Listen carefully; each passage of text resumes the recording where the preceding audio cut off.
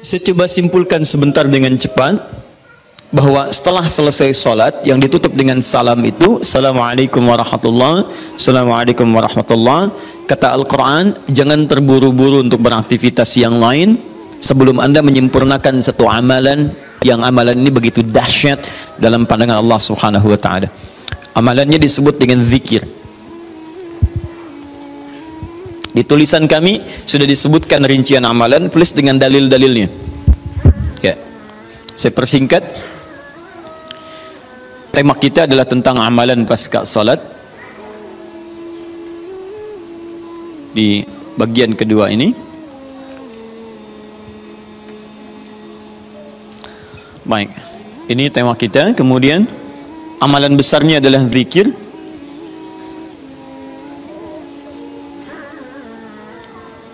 Dalilnya di Quran surah keempat An-Nisa ayat 103. Ini tema besar kita. فَإِذَا قَضَيْتُمُ الصَّلَاةَ فَاذْكُرُوا اللَّهَ. Fokus. Maka jika Anda telah tuntas mengerjakan salat, segeralah berzikir kepada Allah Subhanahu wa Ta'ala. Ingat, amalan pasca salat yang diutamakan apa? Zikir. Saya mau tunjukkan pada Anda satu hal yang sangat mendesak. Kenapa amalan ini begitu sangat ditekankan oleh Al-Quran? Bahkan saking ditekatkannya, kata Allah, perhatikan kalimatnya, qiyaman, baik itu sambil berdiri, wa qu'udan, ataupun Anda punya kesempatan lebih lenggang duduk, wa 'ala junubikum, atau bahkan dalam keadaan Anda sedang payah pun untuk duduk atau bahkan berdiri, boleh sambil berbaring. Perhatikan, saking pentingnya amalan zikir ini, itu Al-Quran seakan menghadirkan semua situasi untuk menggunakan amalan ini. Ya, bukan tidak ingin menoleransi, tapi ada sesuatu yang penting di sini. Saking pentingnya seakan-akan kalau dalam bahasa yang lain, tolong jangan tinggalkan ini. Ya, kalau Anda memang buru-buru harus langsung bangkit pasca sholat. Ada yang bahkan setelah salam subuh, Assalamualaikum, Assalamualaikum, saya harus kejar ke tempat pekerjaan, langsung mau berangkat. Nah, terburu-burunya Anda untuk mengejar pekerjaan itu tidak menghalangi Anda untuk berzikir. Kalau bisa sambil jalan pun zikir aja, ayo lakukan, kerjakan amalannya. Kalau Anda senggang, duduk dengan tenang, lakukan. Kalau amalan ini tidak penting, mustahil Anda diminta untuk mengerjakannya, sekalipun dalam pekerjaan yang sifatnya darurat Anda mesti lakukan. Paham sampai sini? Baik, nah nanti kita akan lihat apa rahasianya amalan-amalan ini, zikir ini. Kemudian kita nanti akan urutkan seperti pertemuan lalu telah saya turunkan beberapa bagian-bagiannya. Nanti kita akan gali apa esensi dan rahasia di balik kalimat-kalimat zikir yang kita sampaikan itu. Baik, saya percepat. Zikir seperti pertemuan lalu adalah setiap aktivitas yang mampu mengingatkan dan mendekatkan kita dengan Allah Subhanahu wa Ta'ala. Jadi ada dua nih, satu ingat, kedua dekat. Awas, ini selalu menyatu, terkait berkelindan, tidak akan pernah berpisah. Di orang yang ingat Allah pasti memiliki kedekatan dengan Allah. Jelas ya? Baik, jadi kalau cuma ingat tidak membuat dia dekat, ini bermasalah. Ketika seseorang ingat pada Allah, hubungannya menjadi dekat dengan Allah. Ketika menjadi dekat, maka dia akan dipelihara oleh Allah Subhanahu wa Ta'ala. Dipelihara dari maksiat dan segala yang menyulitkan dia dalam kehidupannya. Makanya mustahil ada orang berzikir tapi berbuat maksiat kepada Allah. Apa nih? Mereknya Akhir TV. Jangan, itu bir. Oh, pakai bismillah dulu lah, mungkin berkurang dosanya dikit. Enggak bisa. Jadi tidak akan bersanding taat dengan maksiat. Anda ingat Allah, mustahil berbuat maksiat. Ya, maaf, seorang karyawan yang ingat Allah tidak akan bermaksiat dalam pekerjaannya. Seorang ibu istri yang ingat Allah tidak akan bermaksiat dalam rumah tangganya. Seorang anak yang ingat Allah tidak akan pernah bermaksiat dalam kehidupannya. Maka dari itu, nanti kita akan lihat puncak zikir, apakah hanya dalam pasca sholat saja atau dalam aktivitas yang lainnya. Maka yang pertama, ini akan membantu mengingatkan dia kepada Allah. Yang kedua, membuat hubungannya dekat dengan Allah Subhanahu wa Ta'ala. Nah, amalan ini ada setidaknya 6-7 amalan. Hari ini saya janjikan untuk mengurutkan amalan-amalan ini. Ya, saya ingin tes dulu apakah Bapak Ibu masih ingat atau tidak. Satu apa? Istighfar. Istighfar. Saya tuliskan satu, istighfar. Apa dalilnya? Cepat saja, kalau tidak tahu katakan apa? Allahu a'lam. Baik, masih ingat saya sebutkan kemarin hadis Nabi di riwayat Muslim nomor hadis 591? Masih ingat? Baik, ini ada istighfar. Baik, yang kedua apa? Allahu a'lam. Enggak ada, Bu, Allahu a'lam. Baik.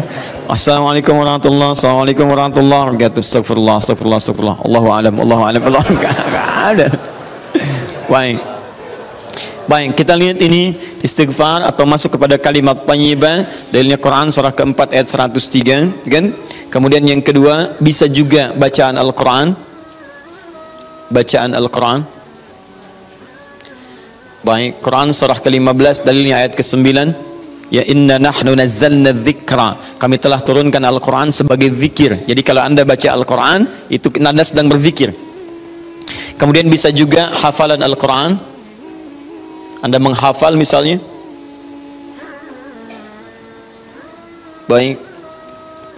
Misal Anda tidak membaca, tapi selesai sholat Anda membacakan ayat-ayat Quran sebagai hafalan. Ada ayat kursi misalnya, ada 3 surah yang terakhir, ada kemudian ayat pertama sampai 5 misalnya, Al-Baqarah, ya ada ayat-ayat yang lainnya, hafalan misalnya. Begitu Anda bacakan, Anda sedang berzikir.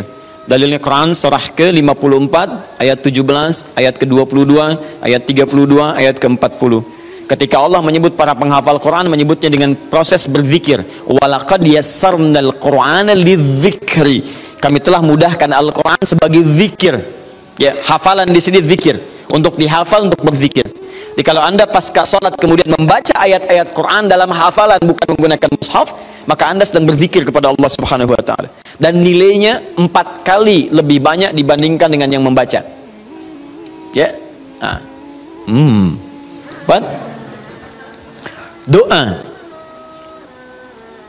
Doa itu juga sebagai zikir. Ya, Quran surah ke-7 misal dalilnya ayat 205. Wadhkur rabbaka fi nafsika tadarruan wa khifatan wa dunal jahri minal qaul. Ketika Allah meminta kita berdoa, kalimat doanya dalam bahasa perintah menggunakan kata zikir. Wadhkur rabbaka. Ayo minta, berdoa, sebut zikir kepada Rabbmu dalam dirimu. Dengan perasaan penuh harap, penuh ketawaduan, minta kepada Allah. Jadi ketika Anda diminta untuk memohon berdoa kepada Allah, kalimat doa itu menggunakan zikir. Jadi ketika Anda sedang berdoa, Anda sedang berzikir. Bukankah saat berdoa Anda ingat kepada Allah? Bukankah saat berdoa keadaan Anda menjadi lebih dekat dengan Allah? Nanti kita akan lihat doa apa yang biasa dibaca Nabi pasca sholat dan seperti apa cara memohonnya. Ada rahasianya. Anda tidak menggunakan ini sangat disayangkan. Anda kehilangan momentum, dipercepat untuk memudahkan seluruh proses kehidupan Anda. 5, masih ingat? Salat. Salat. Nanti ada lagi amalan. Pasca salat ada salat. Di begitu selesai assalamualaikum, assalamualaikum, kapan kemudian ini kita mesti tunaikan salat yang ini? Dan ada rahasianya juga. Bahkan salat yang ini boleh jadi akan memberikan syafaat dengan izin Allah kepada hamba-hamba yang dirasakan kurang amalnya. Karena ketika amalan-amalan fardu tidak bisa menolong Anda dari proyek akhirat yang telah Anda cita-citakan untuk masuk surga itu, maka yang akan dicari pertama kali diantaranya adalah amalan yang ini.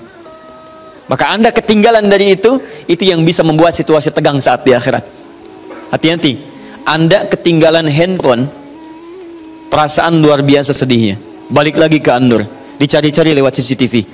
Tapi Anda ketinggalan yang sunnah, kenapa tidak Anda buru kemudian? Tadi nggak sholat sunnah, besok lagi, Masya Allah. Belum tentu besok dia hidup. Dalilnya Quran surah ke-20 ayat ke-14. Ya, innani anallahu la ilaha illa ana fa'budni wa aqimis salata lidzikri. Saya Allah, tidak ada Tuhan yang layak disembah kecuali saya. Sembah saya. Bagaimana cara nyembahnya? Tunaikan salat sebagai zikir kepada saya. 6. Memperbanyak menyebut Allah, menyebut nama Allah, atau juga dengan al-asma'ul husna. Al-asma'ul husna. Dalilnya Quran surah kedua Al-Baqarah ayat 152. Fadhkuruni adzkurkum. Ayo cepat sebut nama saya, maka aku pun akan mengingatmu. Aku menyebutmu. Di orang yang selalu ingat Allah, nanti Allah akan ingat pada dia. Nanti saya kasih tahu rahasia yang paling besar. Bahkan ada orang yang saat membutuhkan ya dalam persoalan kehidupan kepada Allah, sebelum dia minta, karena Allah telah mengingatnya, Allah ringankan aktivitas kehidupan dunianya. Dia bukan nggak punya masalah, jadi kayaknya nggak kelihatan punya masalah, cuman setiap akan mengalami masalah diringankan oleh Allah sehingga seakan-akan nggak punya masalah. Nanti ini yang akan sangat menentukan bagian yang keenam ini, apakah hidup kita akan semakin mudah atau mendapati kesulitan yang berliku. Sebut nama Allah. Ya, bagaimana cara menyebutnya? Bisa disebut nama Allah langsung, bisa disebut dengan Asmaul Husna. Di mana dalilnya? Quran surah ke-17 nanti dari ayat 110 sampai 111-nya. Di ayat 111 tegas dikatakan, Qulid'ullaha. Ayo sebut Allah, panggil, katakan Allah. Awidur Rahman atau Ar-Rahman, ayyamma tad'u falahul asmaul husna. Maka kapanpun Anda bisa memanggilnya, memintanya, Anda boleh memanggil dengan nama yang terbaik sesuai dengan kebutuhan Anda. Nanti saya kisahkan, ada orang baru selesai sholat, kemudian menyebut nama ini, dan satu di antara nama yang paling luar biasa, ketika dia selesai kata Nabi, dari mana kamu tahu menyebut dengan nama itu? Tahukah engkau, jika engkau melakukannya, maka engkau telah memanggil Allah, yang dengan panggilan itu, jika meminta akan segera diberikan, jika berdoa akan segera dikabulkan. Rahasianya luar biasa, nanti kalau sudah tiba waktunya. Hadisnya sahih. Ya. Saking sahihnya, ini ditempatkan oleh Sayyid Qutb di dalam satu kitabnya Al-Aqaidah Al-Islamiyah, padahal kitabnya tentang akidah, ketika membahas tentang asma wa sifat, nama-nama Allah Subhanahu wa ta'ala. Hadis ini dimasukkan, padahal hadis ini amalan tentang amalan pasca salat.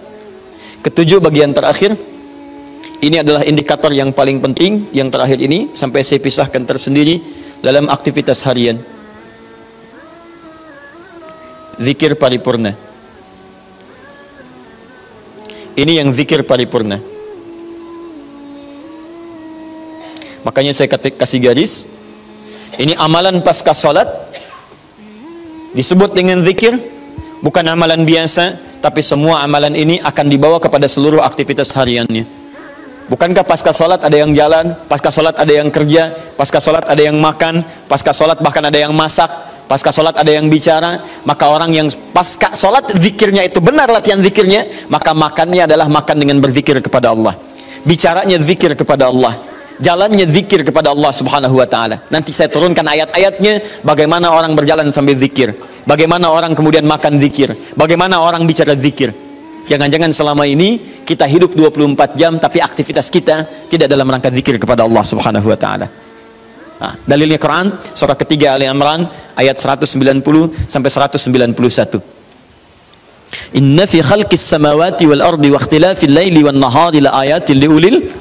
Siapa ulul albab itu? Ayat selanjutnya, alladzina yadhkurunallaha. Mereka itu orang-orang yang senantiasa zikir pada Allah Subhanahu wa taala.